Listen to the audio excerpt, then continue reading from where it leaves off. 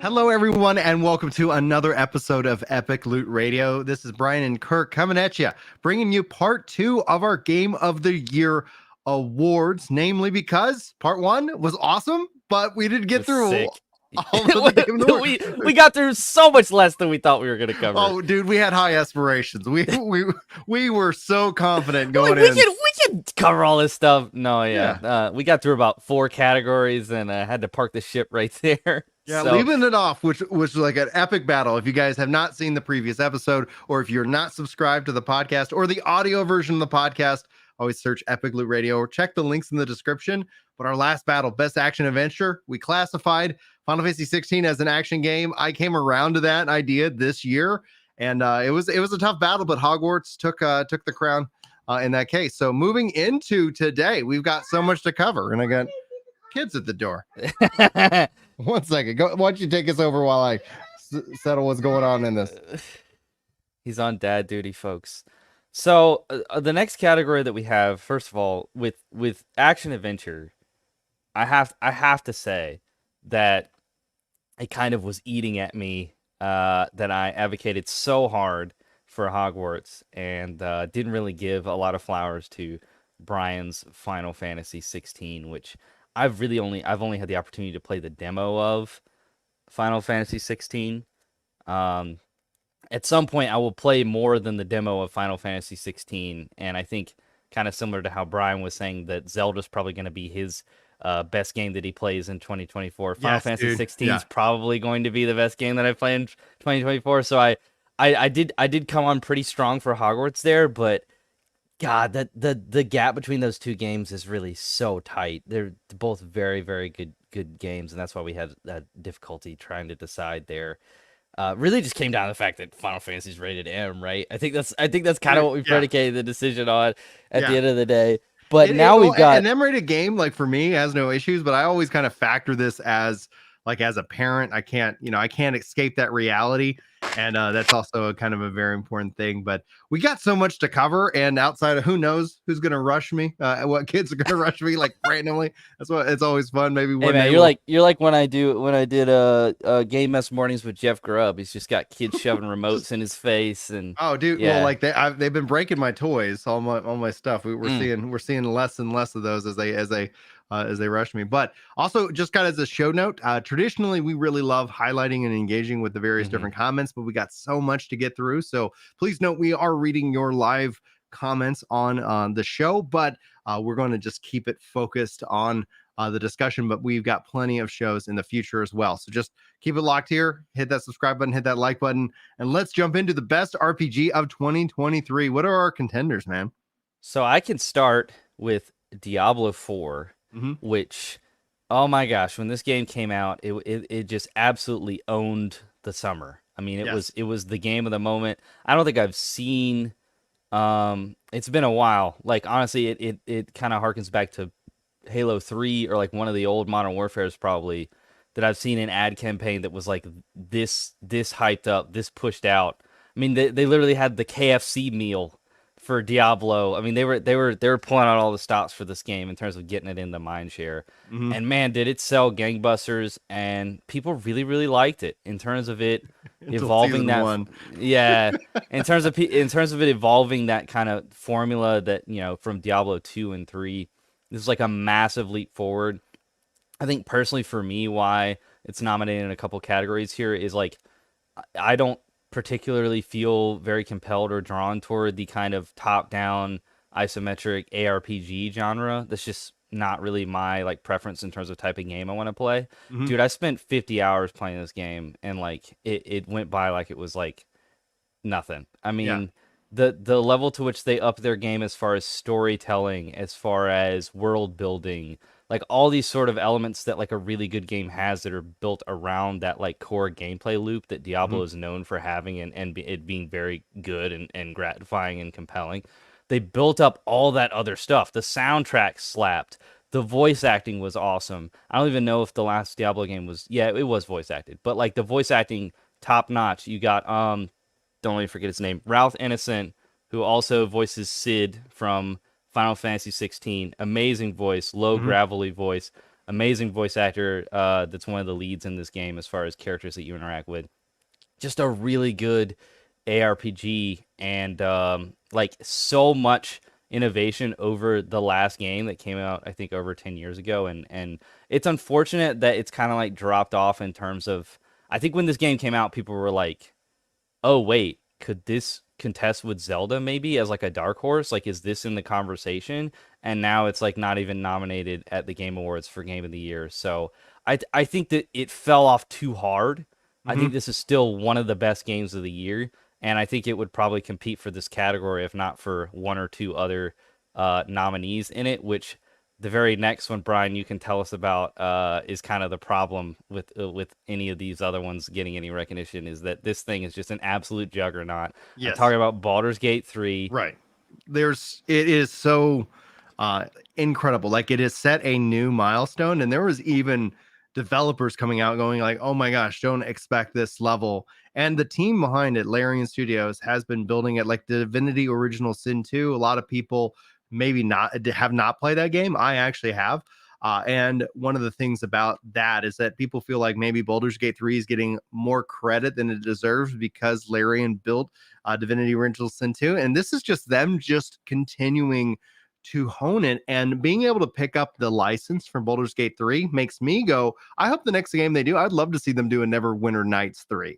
Like, when it comes to these kind of games, RPGs, seeing this as a turn-based RPG hit such a mainstream, I think that outside of just the technical and just the wildness of how you can play this game is something to be excited about and applauded. And so that's where, like, it, in my mind, like, it's absolutely just one of the things that just to be nominated alongside Baldur's Gate 3 is an award in and of itself. But it's not going to be for everybody. I know that no matter what, like, there's always going to be people who maybe don't like a turn-based, kind of RPG, and that's perfectly fine. But man, I tell you, the fact is that as somebody who loves turn-based RPGs and who really has not been able to step too much into the D&D world, this, I think, was a great refresher off of the very limited experience with D&D that I've had growing up, but also something that makes me more excited to play again and continue to play it into the future.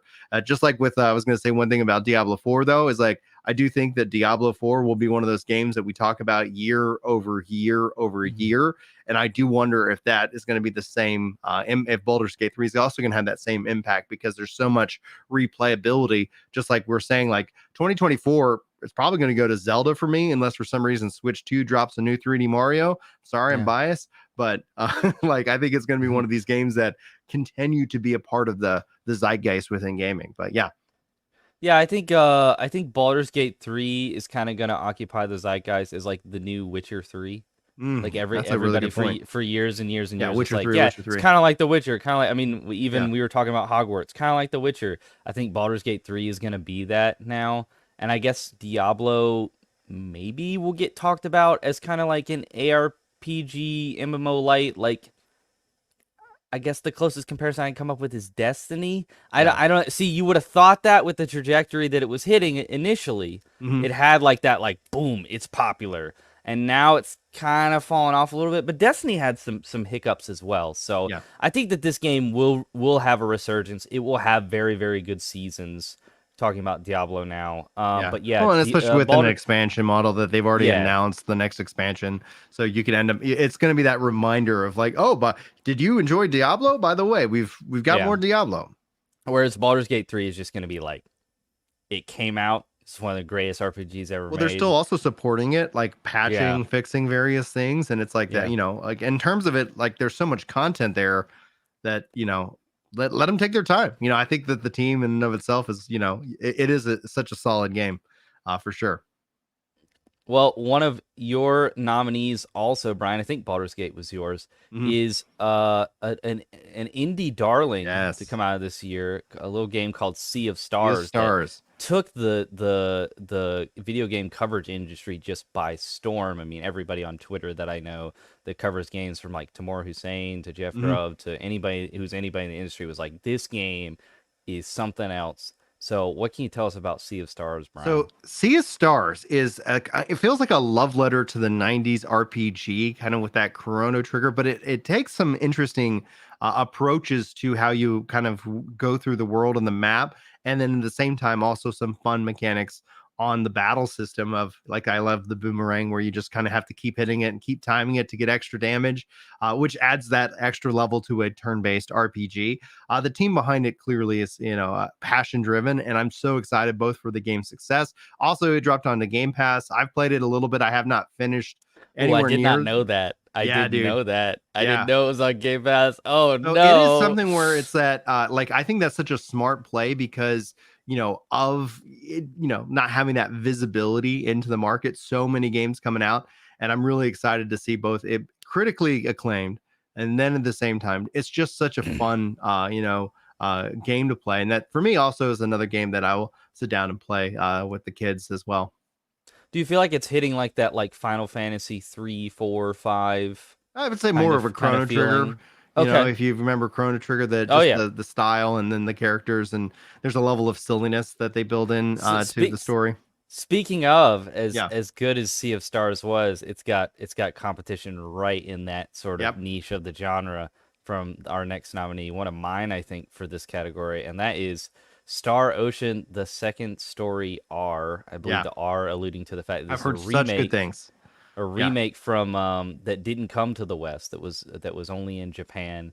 And not only is this just a fantastic RPG in the same vein of Sea of Stars, I will say, in terms of just grading it on like its RPG ness and like what those elements are and stuff, I think I've seen the broader reception kind of fall on the Sea of Stars side. It might also be getting a little bit of indie bias, like I'm not really sure. People might be saying, well, because this is coming out of a studio that you wouldn't expect to be able to deliver on like an SNES classic 90s level caliber RPG, whereas Square, they're kind of the ones who like started the whole ball, so maybe that's why it's getting all this praise, and it's more than warranted for Sea of Stars.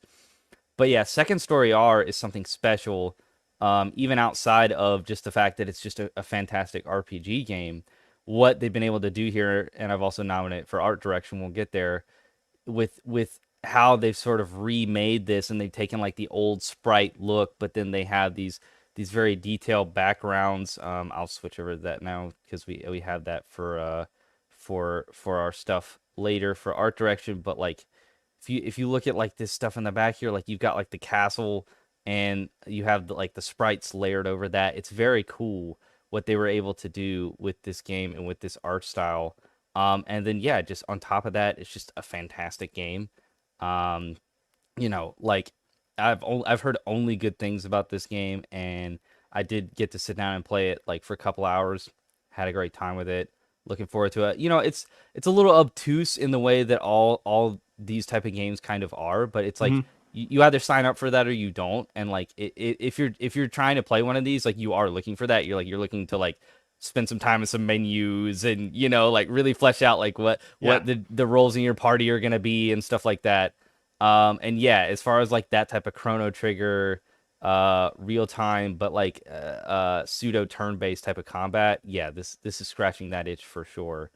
And then another of, I guess, what I'll call like the trifecta of our 2D what a great RPGs. Year for this. Yeah, dude. For our 2D RPGs, a game that kind of got overshadowed by these other two, unfortunately, and also the fact that it's got a 2 on the end.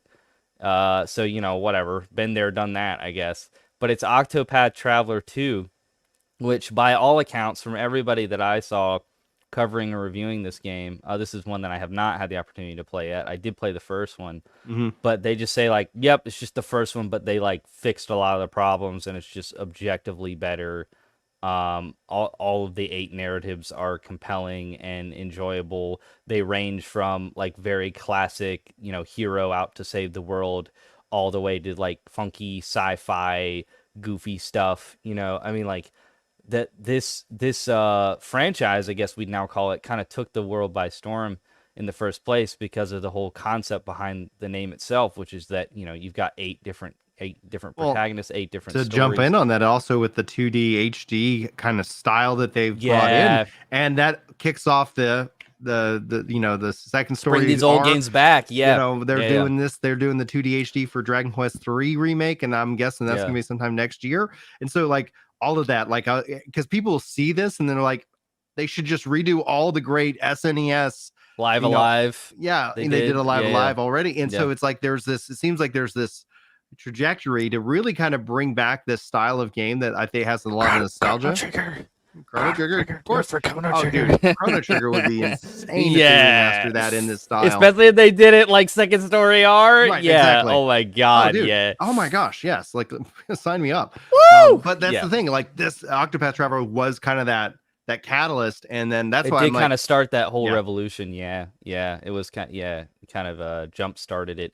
And I think it also showed that like, oh, we're not done yet. Like, we can have a Sea of Stars. We can have a brand new game, a brand new franchise, new IP come onto the scene, do this type of game that we saw in the 90s that people are very, very fond of, and that it's timeless. It's just timeless. Like, Chrono Trigger will never go away. Like, if Chrono Trigger came out right now, it'd be on this list with these games, like, so the fact that with these type of games, the fact that we got 2 in here that are they're just new stories, new games, new adventures. Like, that's so cool.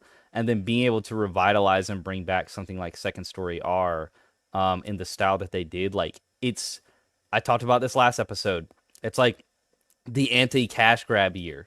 Like, Square, they could have just pumped this out, did some anti-aliasing on it, like made it look a little more pretty or whatever. No, like, they redesigned this thing from the ground up. It is a visual treat. It is a fantastic game to play. So yeah, all 3 of those, man, it kind of sucks Baldur's Gate came out this year. Like, I'm to be gonna nominated be honest. next to Baldur's Gate 3, I think is in and of itself an award, because any other year, like, oh my gosh, like I would really be struggling. Go ahead. At the very end, I'm gonna let you talk about this one, Brian. I mean, we can talk about this man. way too long, man. We need a whole episode. But this was the game that I thought was like gonna be the Zelda conqueror. Like, I thought this was gonna be the other game in the conversation. I didn't even know Baldur's Gate 3 was a thing. All I knew about Baldur's Gate 3 was that it came out on Stadia about 2 years ago, and that's about it. And Starfield, I thought, was gonna be the powerhouse. I think unfortunately it just didn't sit well with a lot of people. I think there's part where people, no matter what, like, Starfield became another like console war game. That's why I'm like, I believe it. I wish it came to PlayStation. I think that would be a good thing. I'm not a fan of like, hey, you can't play this game on this one place. Like, and it's just only in one spot that you can. If PlayStation's gonna take Final Fantasy and Spider-Man's their own, it's from their in-house studio. But if PlayStation's gonna take Final Fantasy by signing a contract, it's tough, man. Like, it sucks. It sucks. Like, that's the answer in my mind. Like, Final Fantasy 16 exclusive PS5, Starfield not on PlayStation. Like, it sucks. It sucks. Put everything on everywhere except for Nintendo. You just gotta buy that. I want Nintendo everywhere that you hold in your hand. Yeah, but they're never doing that. Oh man, you never know. Never's a long time. But what do we need to say about Starfield? I mean, like, everybody who tunes into you knows that you love it. I love it as well. It's good. I really enjoyed the story and the characters. Like, I was a little bit fatigued from the multiverse kind of component, but it's an interesting take on New Game Plus as well. Kind of giving that whole different perspective. But then I'm just like, all right, like, it's fun. I don't think I'm going to continue to multi-universe the game unless for some reason there ends up being some kind of like easy there, Brian. Easy. Like, we don't want to say too much, but I think everybody's travel to somewhere and do something, and it's very interesting and intriguing, and you should definitely play the game. I really enjoyed it, but I would say, like, having gone and played Star Citizen, Like I would say that if not the Star dude, Star Citizen in terms of its direct streaming and travel and planetary stuff, not that it has to like be as a direct simulation of that, but if you go and just take their travel system and you insert that into Starfield, I think the thing that a lot of people ended up going like, you know what, I'm having fun, but I just have to keep popping into this loading screen and then into this loading space screen. Stuff. Yeah, it's like why does No Man's Sky have better systems than some of what this studio with all its budget can do? I told you when the game was about to come out, I think on this show. Yeah. I told you going in, I was like, I have low expectations, and I'm going to approach this like it is the Forgotten City, or I'm playing Elder Scrolls Oblivion again, or whatever. Like, I want to walk up to people and then be like, hello, how are you doing? I'm Reginald, like, and whatever. And that, let's figure out what's going on with Reginald. Yeah. Oh, you need me to go get a branch from this tree that like wants to mate with another tree apparently, and is like using underground waves to signify that, which is going to cause an earthquake in the spaceport. So I have to go to Red Dead Redemption Land to go get this tree branch, and then I'm just gonna say Alakazam Kazoo, I'm a wordsmith and I can persuade you because my persuasion stat is high enough. Give me your tree branch, and then I go back. I love that stuff. It's stupid. Yeah. And like that can be in space, that can be in a post-apocalyptic world, that can be in high fantasy. That I love what Bethesda does with these type of. I like the structure of these RPGs. They're goofy, they're fun, they're compelling. And hot take, I mean, Oblivion was good, but I honestly don't really think more than Skyrim. I don't really think that like Bethesda's like main storylines are like that great anyway. Like when you compare them to like other games, Yeah. Like again, Oblivion's was very compelling. Game. Yeah. Right. Like you want to go be a space pirate, and like you're a double agent for the whatever. It's not the UNFC or whatever from Halo, but the same thing. I forgot what they're called now. Yeah. Like, and yeah, you want to do all that stuff, and you want to be a space ranger cowboy guy, and you want to do what I did and join like what Cyberpunk should have been in terms of the like corporate underworld or whatever, like where you're like doing backroom deals and sabotaging other businesses and stuff. Like that's what Starfield's for. It's not so you can get in a ship and fly around and feel like you're actually in space. That's what Star Citizen and No Man's Sky are for. And look, Todd Howard wanted to do this game in space, and he had a vision, and as far as he's concerned, he realized that, and I'm happy for that. Did this game have to be in space for me to want to play it? Absolutely not. In fact, I might have preferred it was somewhere else, but it is in space, and it's cool. It's interesting because I don't like the theme of the post-apocalyptic. That's where it's like, I've never, like, people are like, oh, it's like Fallout 4 in space. I'm like, I never really got into the Fallout series because it wasn't my theme of a game that I'm like, oh, I absolutely have to play. But the space theme is one of the key attractive factors where I was like, I like that humanity's expanded into the stars. I like some of the quests, especially the NASA quest, learning what happened to Earth and just that mindset. I thought that was really interesting. And, so there were some really great moments, some really great quests, especially with swapping between like, different dimensions to puzzle solve and then essentially learning, because I picked one universe to survive, and then somebody's like, there's a way you can get both universes to survive. I'm like, see, I don't even know what you're talking about, Brian. You gotta chill, man.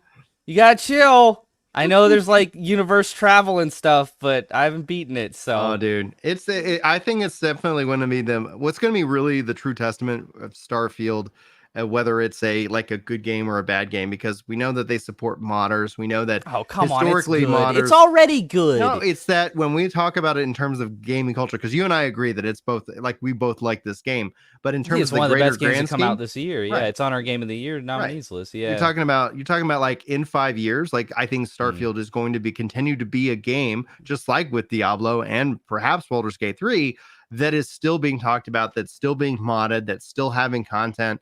And then, yes, maybe the modders go in and create the, like the Star Citizen travel experience within the game's engine. And I wouldn't put it past them. I've seen modders within Bethesda games, like clearly do, where people are like, why don't you just hire these guys and just make them a part of the, the company? Because they're doing great work. So we'll have to wait and see. I think the failing of Starfield can be summed up in basically one sentence, which is that it's better than Fallout 4 and Fallout 76. It's not better than whatever the newest version of Skyrim is.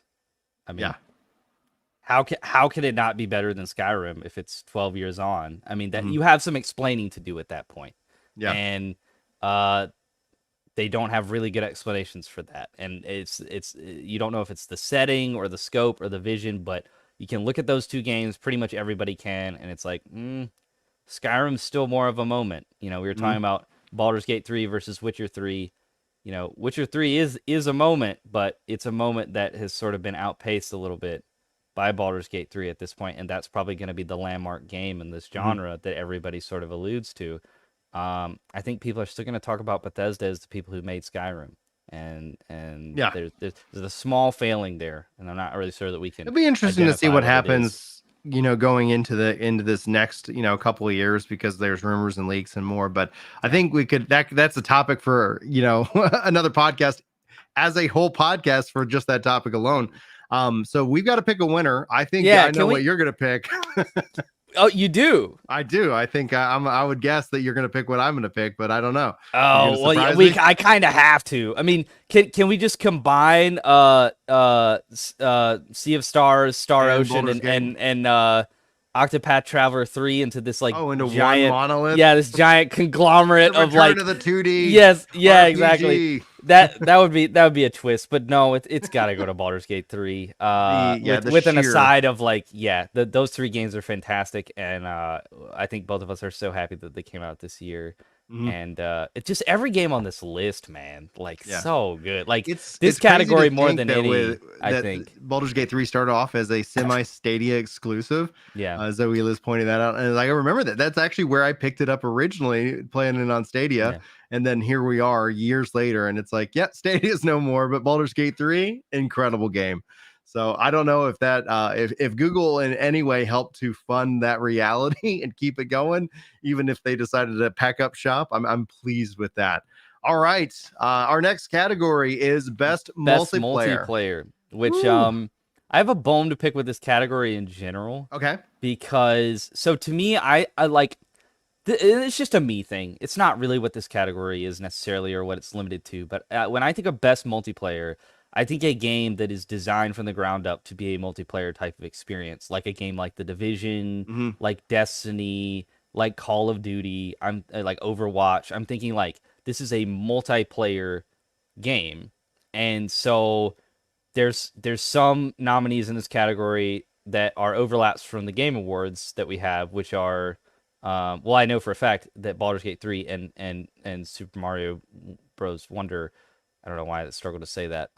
Super Mario Bros. Wonder. Super Mario Bros. 3 times fast. I wanted to say Odyssey for a second, but Super Mario Bros. Wonder are both on our list and the Game Awards list for this category. However, those are kind of games that are just have a multiplayer mode in it. And I'll be interested to see what you have to say about the Baldur's Gate multiplayer mode, because I know a lot of people have played that game in multiplayer. In fact, we could just start with that game maybe as our first nominee. But I guess for me, I just think about games that are like multiplayer to their core, like you know, Apex would be in this category the year that it came out, or a Dead by Daylight, kind of like the ongoing games that we were talking about, like Halo Infinite.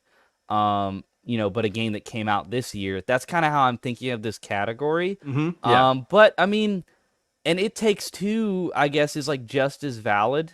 Or, you know, Little Big Planet or something like that. It's just not quite how I look at like what this category is supposed to be, but that could just be some sort of weird bias on my part. But what do you know about Baldur's Gate multiplayer? Because I've used it. Some people, I played like the whole game through. It's like playing a D&D game basically with a buddy. So like my weakness for it is that it isn't an essentially something that works with my schedule. So it's that, yes, multiplayer. Okay, we're gonna play this game. You know, it ends up being more of a scheduling thing. I'm glad that it exists. I hope that I can spend more time with it whenever some available time pops in, and I'm like, yeah, let's play this.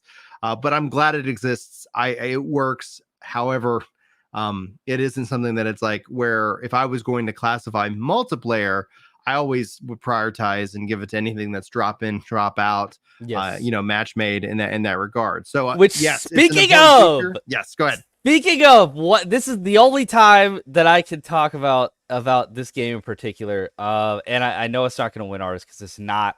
Unfortunately, it's not family friendly at all. But it's the Texas Chainsaw Massacre, dude. Yeah. They nailed this. They absolutely nailed this game.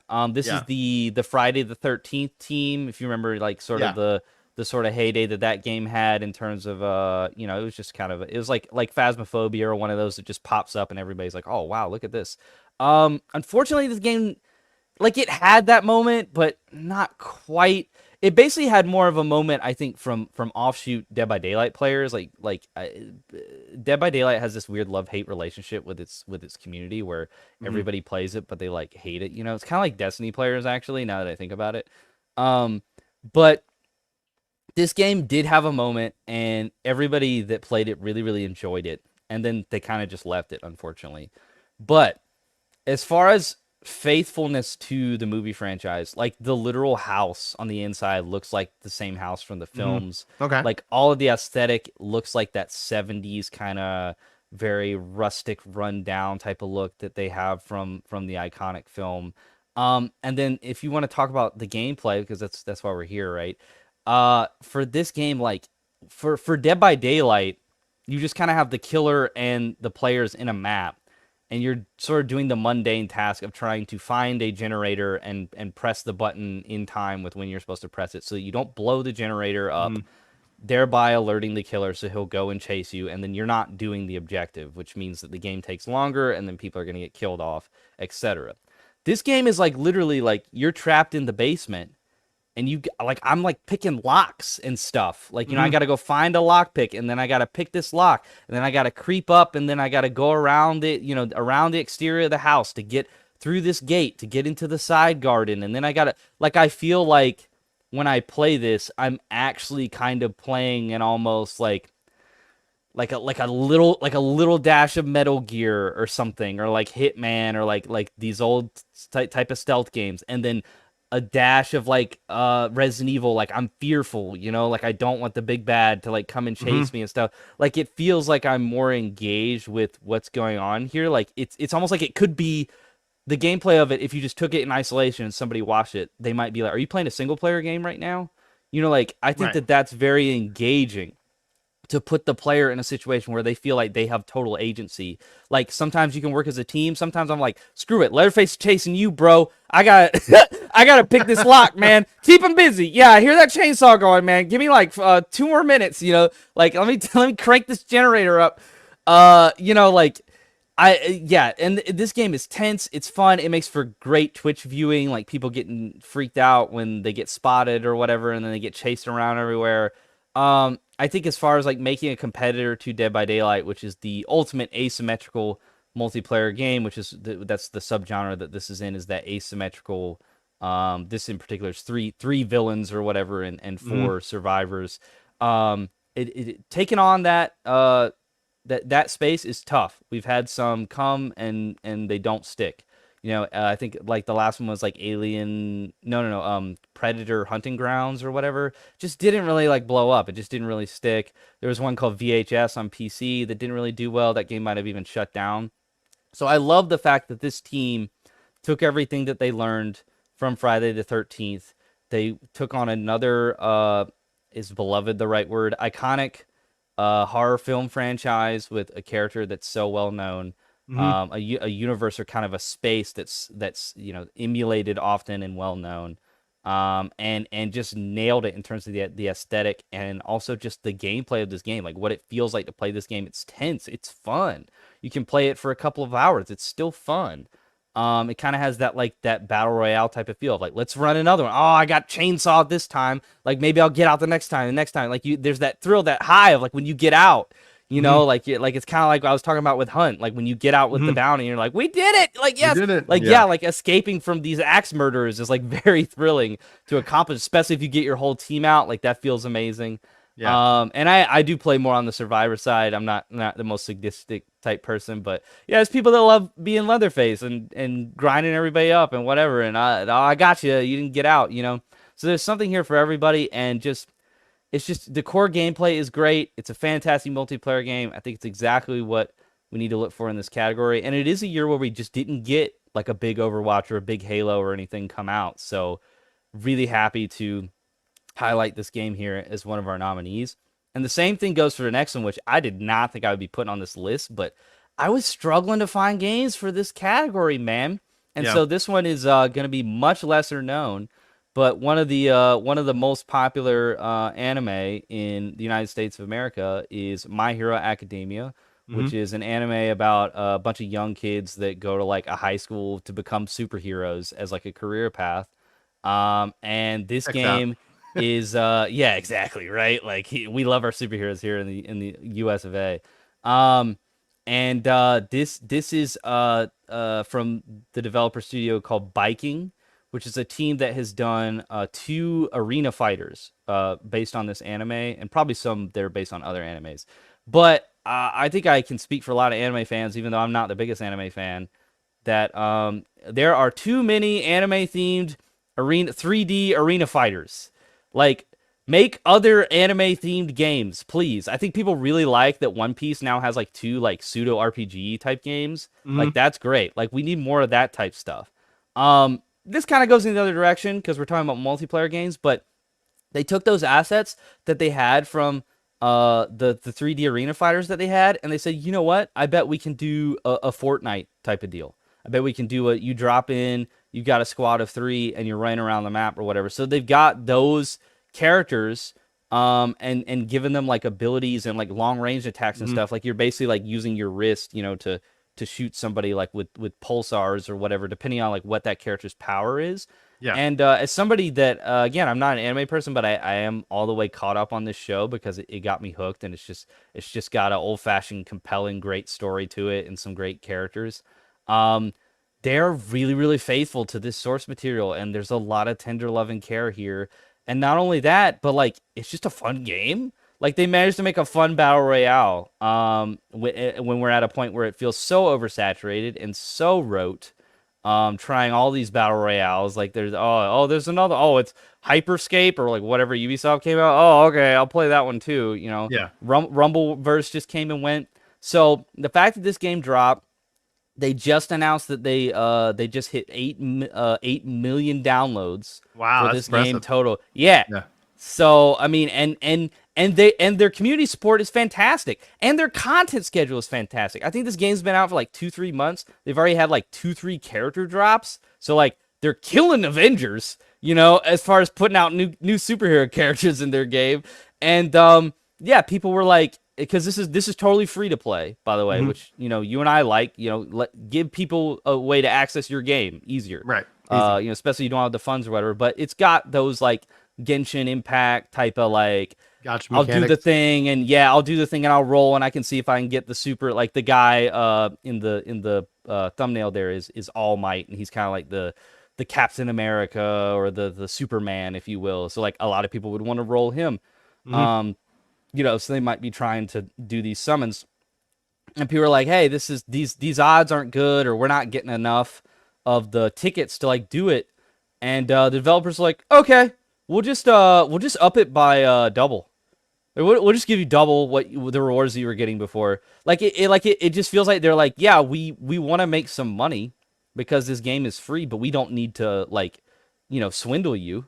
You know, like we just want to get to a good place with the community where we can monetize our game and people really enjoy it. And so like they've been like on the ball in terms of like patching things and fixing things that are broken and making sure that the gacha mechanics are not overly burdensome. And they're hitting their content windows as far as new character, event. Like, I mean, you love to see a game launch like that and it not be like a multiverses fiasco and them like hit all their marks. Dude, I love multiverses. I love, and I really can't wait to see when it comes back because it's like, oh my gosh. But that's the thing. This game may never have to go away, and so wouldn't that be nice? You know, so that's the risk, especially with games preservation and these like always online. Like I love multiplayer games. Yet, you know, that's a constant thing that it's like I kind of have to like unfortunately be like, all right, at some point I might not be able to play this game. At some point, Bungie might remove content that I paid for. You know, like at some point, like not that I'm justifying it. It's just that like.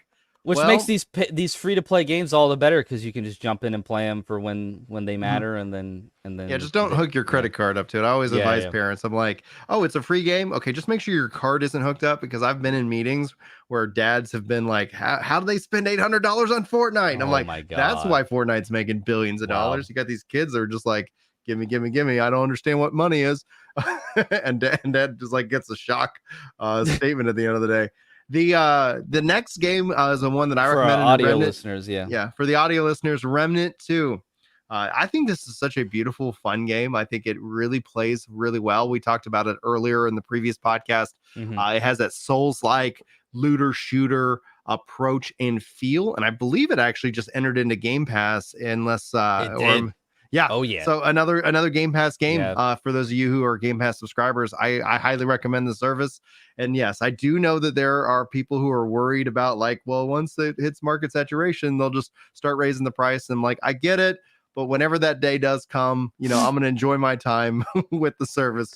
But until then. We talked about it when we talked about action games. You know, we pretty much had a consensus with Lies of P, but we both acknowledged like, even though Lies of P is probably the best game that came out in that genre this year, out of Lies of P, Lords of the Fallen, Remnant 2, and Wolong, Remnant's the one that's got that really good drop in, drop out multiplayer. That's an important feature. That is such an important feature. So honestly, it makes it easy.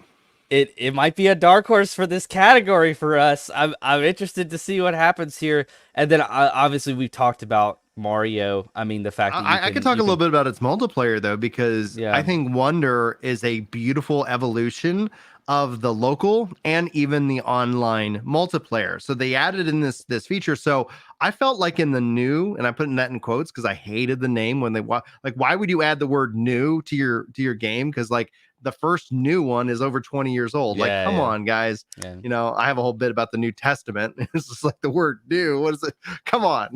But the idea here is that they took from that series where it felt multiplayer was ended up being more competitive because you had more chance to screw each other over than actually assist and help. And this one feels way more now. Okay. Well, and this one feels so much better. Like you could, like, let's say my kid wants to play Yoshi. Like I could even hop on his back. So I'm riding Yoshi in the game, and he's, you know, and it's just great. Like I love the level detail. I love the character selection. I love the badge system because that way they make all the characters play the same, and then you can equip a badge that can give you a special ability or a special power or a perk. You know, and I'm like, oh, that's just adds a lot more to the replayability, and the visual effects, you know, we talked about in terms of the game are great, but then you take it into the online space and you're seeing ghost characters also play the level, and you can put up like these little things that can help each other out. You can give each other powers. You get points almost if you finish the level at the same time. But it's not, almost Souls-esque, but it's not, there's no negative to doing it. It's only positive, and it's a really I mean, the being able to affect each other's worlds, kind of like that bleed effect a little bit. And and it's really cool because it can help you out. They can save you if you're in a pit. So it actually, in a way, makes it easier. My kids actually have an easier time, especially the younger ones, because they can actually get some assistance from just somebody else who's also playing the game. So I'm really actually impressed with Super Mario Wonder's multiplayer, and it felt like a really good evolution to like a game that you're like, oh, it's got multiplayer. Okay, this is crazy. And no issues with the Switch Online system as far as that goes. I mean, Switch Online has I have natural issues with Switch. You're like, I didn't say that. I don't put those words in my mouth. No, it does feel seamless, but with all Nintendo things, it's like, hey, would you like to connect to the internet? Like, yes, like always. Why are we like, you know, why is this a prompt? Like, let's just make this thing a system-wide thing that I don't have to be prompted by. Like,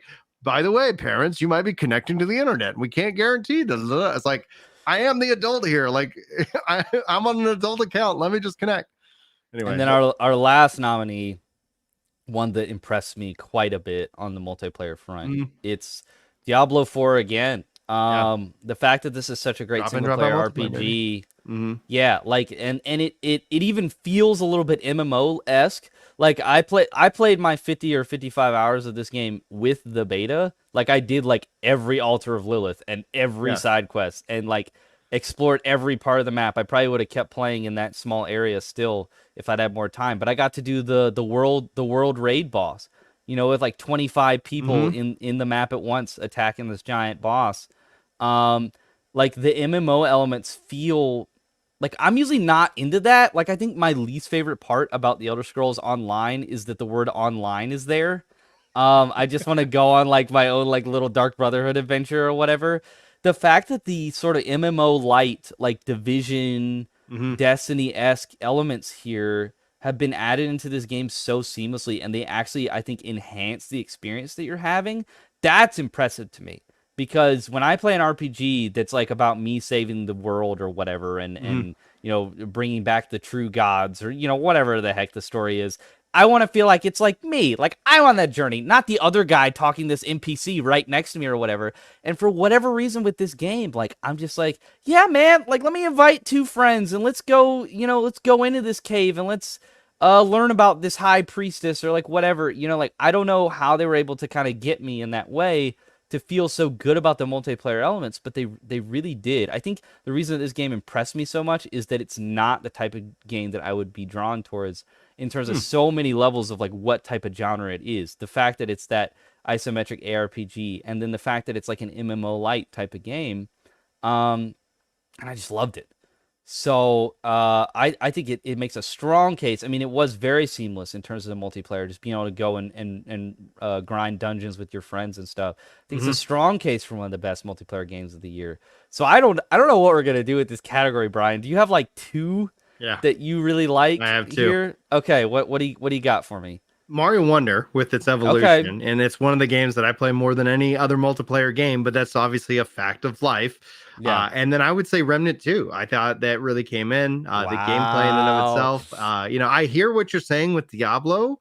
However, like, oh man, I like another year, but man, I would have. I'm between Mario and Remnant 2 in terms of like hashing it out. Do you got 2? Do you have 2? Mine would be Diablo and Texas Chainsaw Massacre. Okay. How do we figure this out? How do we? Okay, we gotta come to a resolution. It's got to come down to, I think, because you're giving. I cannot go with Texas because I'm not a horror fan. And I think you're giving some props to Diablo, so I think we gotta hash this out between Diablo and Remnant 2. Ooh, okay. This is like the most contentious one that we've had. My goodness. Okay. See here.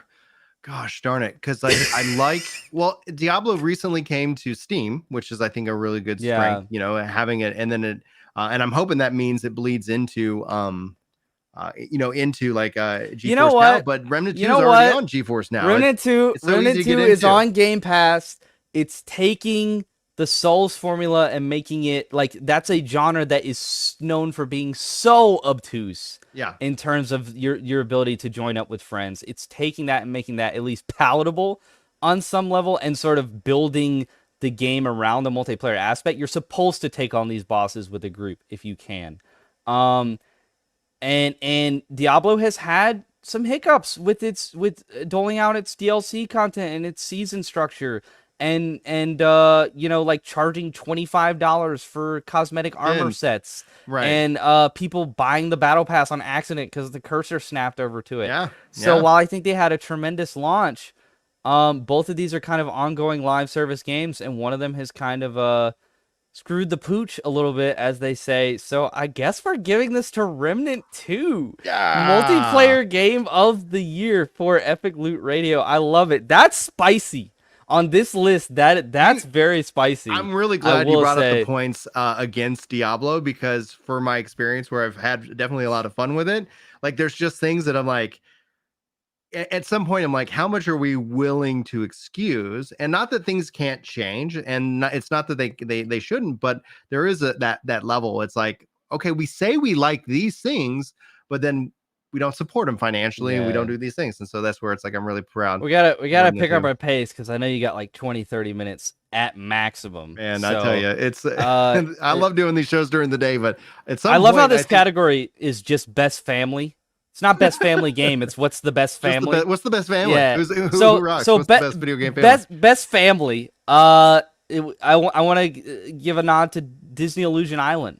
Okay, nice. Kind of what you were talking about with Mario. Just a great game for your whole family to sit down and play. I don't know if you have a copy of this, but it's kind of that little Big Planet Super Mario Wonder kind of style of that platforming, and you're helping each other out and stuff. And it's some of the mechanics are like so funny. Yeah. Like if you're playing it with one of your kids and you're Goofy and he's Donald or whatever, and he loses a health point or whatever, you go over with Goofy and give him a big old hug, and you restore him back to full health. Oh, like, there's nice. such like wholesome stuff in this game, and it's like a really good platformer too. Like, it's a really great Metroidvania type of game. It's kind of got a little bit of that Cuphead type of vibe. I mean, they're stealing from old Disney cartoon look aesthetic as well. So, I mean, like, it's kind of chicken or egg thing. Mm-hmm. But yeah, it's kind of like Cuphead meets Little Big Planet with a dash of Mario in it, because every platformer has to have a dash of Mario in it, because Mario's the greatest, basically, to ever do it.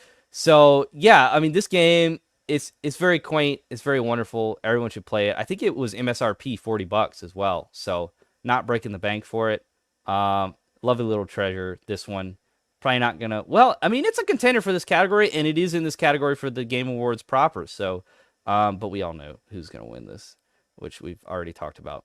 But another game that we haven't talked about yet is Jusant, which is like a how don't you not. Say it. What? Climb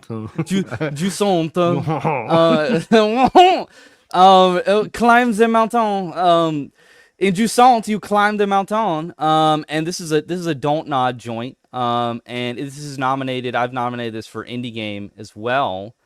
Because Don't Nod is self-publishing now. They were with Square, but they've been cut loose. The Life is Strange developers, and this is just a wholesome. It's not multiplayer, but it's just a wholesome kind of version of the whole only up and get over it with Bennett Foddy type of we gotta send this peak thing, overcoming adversity, but it's much more calm. It's much more in the style of like a journey or something, like the game Journey. And like it looks kind of like an Annapurna game to a certain degree. Like, it has that like calm indie aesthetic. And yeah, like in terms of this being in the family category, it has some good lessons about overcoming adversity and not getting too frustrated in terms of being challenged, and it very much is kind of built around those mechanics. If you fall or whatever, like there's like it's just like you're actually rock climbing. There's like a pulley system, and you'll get caught by it or whatever, so you're not going to fall down to the bottom of the mountain or something. And I think it's just a very good game as far as like especially for a young person who's like coming of age or whatever, to sort of get into like more challenging aspects of gaming, but also ones that are inherently relaxing and such. And it has just a generally good vibe and a good message. And then we've got the two that like want to be better than Mario, but they're not, unfortunately.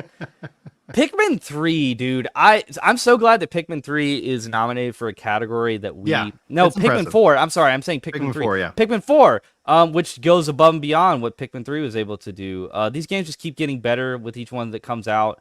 They're so unique and so charming and interesting, and it's nominated for Best Sim or Strategy Game, which we didn't do, but it's going to win because everybody loves this game, and they're like, oh my god, Pikmin 4 can win something.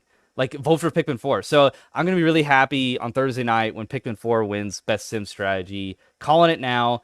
Because everybody loves this game. Everybody loves you see in the thumbnail, a little dog. Big fans. The little dog thing that doesn't make any sense because he's like the size of a baseball. So I don't know how there's a dog that's baseball size, but whatever. He's running around and eating stuff so you can progress or whatever. Yeah, this game's adorable, and it's fun too. Like, it's challenging. Like, it's got good puzzle elements. I mean, Nintendo took a big swing with the Pikmin franchise in the first place, and that's that Nintendo magic. Is like, we're gonna make a game about God knows what. You just got these little minion guys, and different colors do different things and whatever. Yeah, we'll just make that a game, and everybody falls in love with it, and now it's like a well-known franchise. So yeah, Pikmin 4. I think everybody loved this game, and if it came out in a different year, like, it might win this category with ease. Sonic. Sonic games are good again, and we got Sonic movies, and they're good somehow. Oh, dude, the Sonic movies are great. Yeah, like I'm here for it, man. I'm here for good Sonic games. I think everybody's just kind of like, this game's kind of like good. This game's good. I don't think this game is like knocking anybody over, blowing anybody away. Mind like hold a candle, obviously, against like Super Mario Wonder. Yeah, but I'm excited that like I think the best Sonic game, like there was like this period in my mind where I was like, Sonic games are so just like a disappointment. It felt like there was always something let down, and then Sonic Mania came out, and that really just fundamentally, I was like, this is what Sonic, this is that. And then we've seen, I think, since then, an improvement within just that as a franchise from a video game. And I think the movies have really helped to say like, yeah, Sonic can be a really good game, and it should, in my mind, still exist today. But like when I look at this category, like there's just no way that I can say Sonic would take it over something like Super Mario Wonder. I don't know what you're going to end up voting on. And we've covered Mario Wonder in length, that you could tell I'm a fan. Yeah, we have one more nominee here, and that's Disney Speedstorm, which we talked about sort of the family aspects of that when we went over it in the sports and racing category. Yeah. It's just a fun time, especially if you cut the internet cord and you can race with Elsa now. What little girl doesn't want to do that? They've got like 5 Frozen characters. They've got the 2 dudes and the 2 girls. I don't know, man. And Olaf the Snowman. You don't know Frozen, man. Like, yeah. Anna and Elsa. One of us is a parent. Yeah. Anna and Elsa and Olaf and a bunch of other, like Toy Story, Monsters Inc. Yeah. Lilo and Stitch. Classic Disney characters, all the way down to like Minnie and Daisy. Steamboat Willie is in there. I mean, Aladdin, Beauty and the Beast, Hercules, Mulan, all these franchises. You got racers. And the thing I didn't talk about in the sports and racing section is that, Mario Kart is just like the power-ups, right? Like you just pick up the power-ups and you use them. And that's just like shells and stars and etc. In this game, there are those standard power-ups, but then every character, every single one has their own unique bespoke ability. So like, for instance, Mulan shoots the like Chinese style rockets, like the one that she shoots into the mountain that like does an avalanche and collapses on Shan Yu. That's her ability, is she shoots that rocket at people ahead of her to like try to disrupt them. Like that's so cool. That's like, cool. And Elsa does like ice stuff, and Buzz has like a rocket ship. I mean, like there's a lot of thought being put into this, and dedication and care for the source material. So that's really cool. I like that. That's very unique. It sort of justifies this game existing as a kart racer when you have a game like you were saying. Like I would nominate Mario Kart for best racing game of the year if it didn't come out, however many years ago on the Wii U. They classify remakes as a contender. Why not like DLC that like I don't know. It's Mario with honorable mentions to Disney Illusion Island and Pikmin 4, I think. Yeah. I mean, Mario is just gonna. I don't even know if Jeff Keighley's gonna like announce this as more than and for Family Game of the Year, it's gonna be Super Mario Wonder. I mean, like we're just gonna brush over it. Like it's gonna be like on its. Congrats to all these other winners. Yeah, exactly. Yeah, like it's just a done deal. Yeah, absolutely. It's interesting that like Zelda isn't really being. I mean, I guess it's not multiplayer, but does that have any adult themes or? No. Yeah. So I would think that would be a family game, but I don't think it was nominated for this category, so I didn't think to put it here if they didn't see it as a family game. I don't know the thing is that especially with Zelda though, like as opposed to anything else, like it like for me and my family, like it obviously then depends like what age range are we really kind of targeting with this label, because like a family game could be Chainsaw Massacre as the family, as we're all adults, right? Literally the family, right? Yeah. Like when you play as the evil side in that game, you are literally playing as the family. That's what it's called. So that's a funny joke. But even still, like, because one of the things we've been talking about in the Discord and things like that is that, like, as my kids get older, like, I want to get them into Star Citizen, and we have the ability to fly ships together, and I'm looking at like what does that look like as families that game together. So like the family category in my mind has to be something more targeting younger audiences, and I think Zelda just misses that, namely because it is a more complex, more mechanical game. It's what you go from to Mario into that, and not that Mario can't offer that and a family game can't offer that level of complexity, but I think there is an ease of access that is continued. So those are the categories. I think we have some real strong games in this category, but I know what my heart says, and I can't. Yeah, Wonder, man. I wonder what it is, But yeah, Mario Wonder for me, I think absolutely takes the category for both its evolution and art style and gameplay and fun. And so the question is to you though, like, do you agree? Does it fall into that same kind of category? Absolutely. It's got to win there with the type of game that it is. It's just that franchise is the king, and like you said, new sort of I think rested on its laurels a little bit. The new Mario franchise as it's going to be referred to now for the rest of time, even though it's not. I know, man. Like, come on. Can we call it the old? No, like it's mid, great. Or the mid 2D Mario games. It's great that Mario 2D is back in like the same way, like it's revitalized in the same way that Odyssey revitalized not that it really needed to be, because we had Sunshine and Galaxy. Like there was never a lapse in terms of the quality. And there wasn't really a lapse with the new games either, but it's just you feel it. Like you feel like Mario Wonder is back. Makes you feel the difference in new. And we actually went and played a little bit of the last new Mario 2D. And then you play Wonder, and it's like it is such an evolution in every aspect. And you're right. It's a feeling that you just feel immediately. And for me, it really harkens back to Super Mario World as just this high quality, absolutely well designed, well thought out, lots of fun power-ups, lots of fun secrets. And a lot of replay value, which is just so good. Now, on our next episode, because we will have to do a part 3, we're going to kick it off with best independent game. And what we might end up doing, just because there's so much, we know that the Game Awards officially, not ours, but the official Game Awards is going to be this Thursday. Being that we have so many categories to go through, we might just schedule an evening style podcast where we both can take a little, at least, I don't think this is on Kirk at all. This is on me, and the fact that like I get some work messages and I'm like, all right, time to get back into the grind. But we might try to finish it off with the next one and do an evening podcast. Well, we do have a Monday show coming up. We do have another Monday show. Do you think, how many categories do we have left?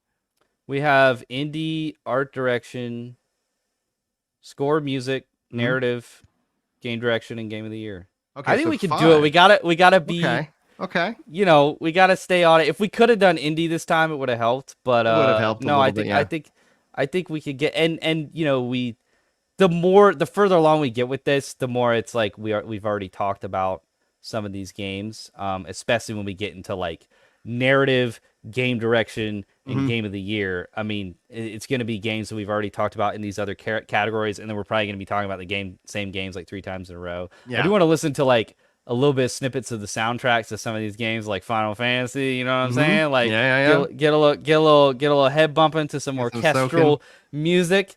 But yeah, no, I think especially we can do like a 90-minute one on Monday potentially. Yeah, I'll see if I can't schedule that for the people. Yeah. We got something for the people. Get it knocked out. So thank you guys so much. If you tuned in live, if you watch this as a VOD and or audio, you are awesome. We really appreciate you being there. Sound off in the comments, especially if this is a VOD for you, as that's a great way of supporting the content after it is archived as a stream. At least that's what it seems like YouTube really enjoys. Comments were blowing up in the live, by the way. I do want to say, even though we if we'd have responded to all of them, we wouldn't even got through one category. But thank y'all so much for having a conversation while we were going through this, being engaged. And I see some stuff. If we were engaging like we normally do with the comments, like we would have maybe gotten 1.5 categories. So y'all made some great points. I see some stuff about Jusant here, and then some people championing for Pikmin, and they seem to like the Remnant 2 choice. So we did good, Brian. We did good. That was the spicy thing of the episode, is that we had to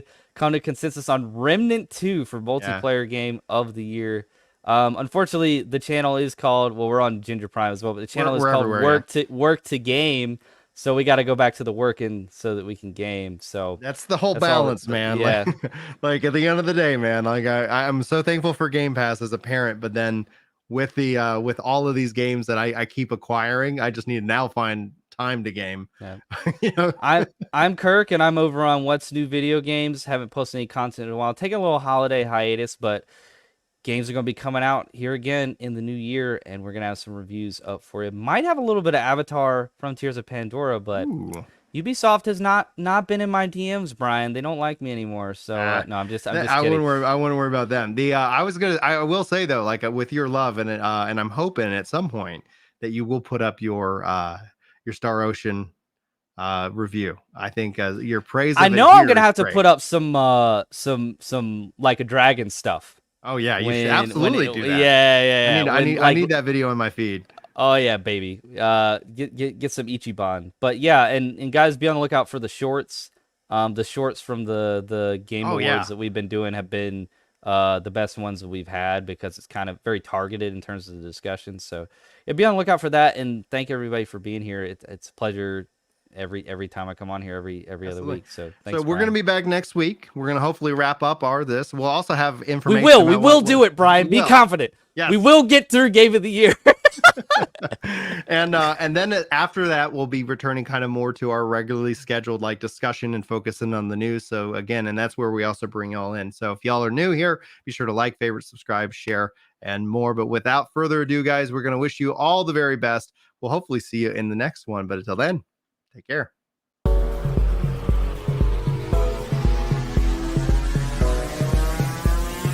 Epic Loot Radio.